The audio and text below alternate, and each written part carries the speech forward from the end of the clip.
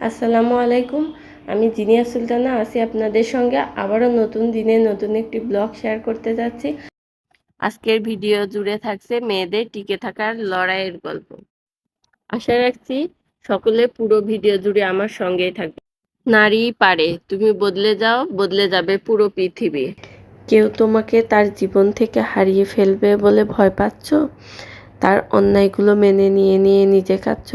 তবে শুনো, সে ঠিকই তার জায়গা বুঝে নিয়েছে, তুমি পড়ে রইলে নিজের আবেগের ভুলের কারণে।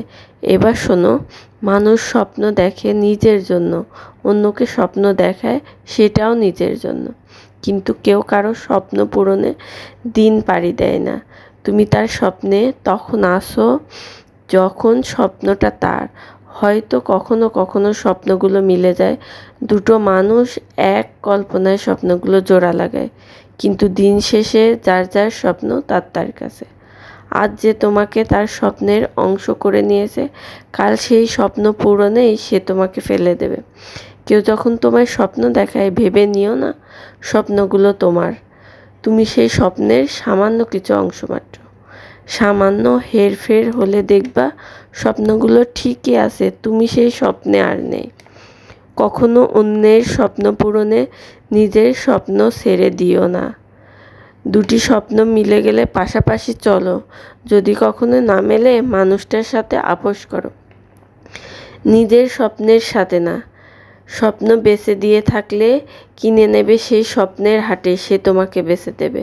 দেনা পাওনা নিয়ে বেঁচে থাকা যায়, ভাগফল শূন্য হলে শূন্য সব কিছুই। প্রতিটা মেয়ে তার বাবার ঘরের রাজকন্যা, আর এই রাজকন্যার গুরুত্বটা একমাত্র তার বাবাই শুধু জানে। মেয়েদের গুরুত্ব বা সম্মান যেটাই বলেন না কেন, এটা দেওয়ার জন্য সুন্দর মানসিকতার প্রয়োজন হয়।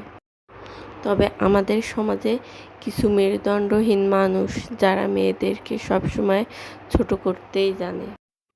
মানুষের অভ্যাস কখনো শোধরানো যায় না, তাই সেখানে নিজের আত্মসম্মান বিসর্জন না দিয়ে নিজেকে গুটিয়ে নেয়াই বুদ্ধিমানের কাজ হবে।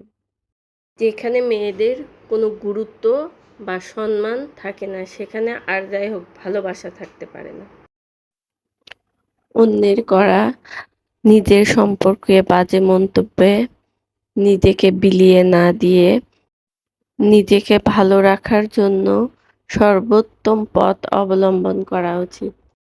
জানেন তো, শক্ত মনের মানুষকে মানুষ ঠকাতে সব সময় ভয় পায়। মনে রাখবেন, মানুষ সহজে যা পেয়ে যায় তার মূল্য দিতে জানে না। প্রতিটা মানুষের আত্মসম্মানবোধ থাকা উচিত। আপনি সহজ বা সরল, কিন্তু কারো কাছে সস্তা বা সহজলভ্য নয়। সংগৃহীত কথার কিছু বিবৃতি করলাম। আজকে এখানে বিদায় নিচ্ছি। আসসালামু আলাইকুম।